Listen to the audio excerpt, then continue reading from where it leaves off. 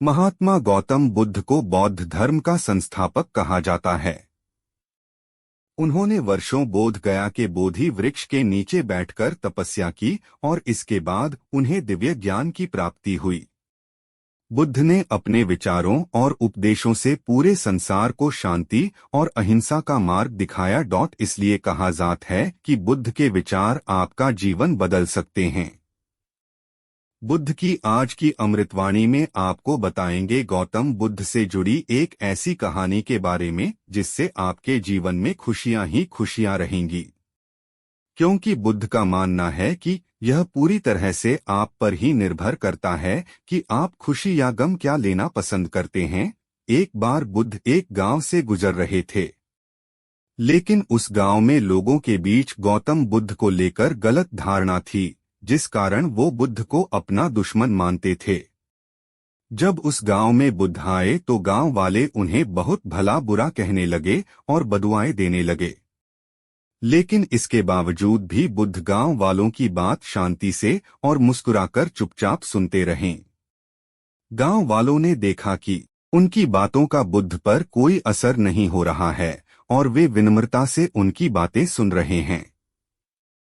गांव वाले जब बोलते बोलते थक गए तो आखिर में बुद्ध ने कहा कि यदि आप सभी की बातें समाप्त हो गई हो तो मैं अब प्रस्थान करूं।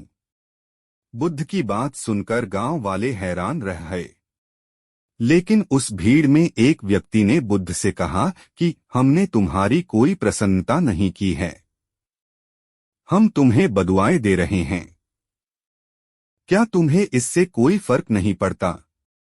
बुद्ध मुस्कुराते हुए बोले, जाओ, मैं आपकी गालियां या बद्दुओं को लेता ही नहीं।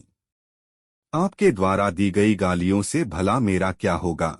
जब तक कि मैं आपकी गालियों को स्वीकार ही नहीं करता, इसका कोई परिणाम ही नहीं होगा। जानते हैं, कुछ दिन पहले एक व्यक्ति ने मुझे बहुत सारे उपहार दिए, लेकिन मैंने उसे लेने से मना कर दिया। जब मैं लूंगा ही नहीं तो कोई मुझे कैसे दे पाएगा? बुद्ध ने पूछा, बताइए, अगर मैंने उपहार नहीं लिया तो उपहार देने वाले व्यक्ति ने क्या किया होगा? भीड़ में से किसी ने कहा, व्यक्ति ने अपने उपहार को अपने पास रख लिया होगा। बुद्ध ने कहा, मुझे आप सब पर इसलिए दया आती है क्योंकि मैं आपकी इन गालियों को लेने में असमर्थ हूं और आपकी ये गालियां आपके पास ही रह जाएगी।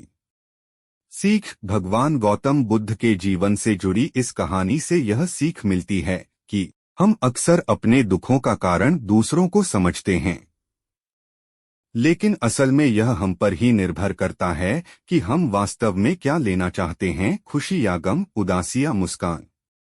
यकीन मानिए, ये छोटी सी कहानी जीवन में एक बड़ा बदलाव ला सकती है।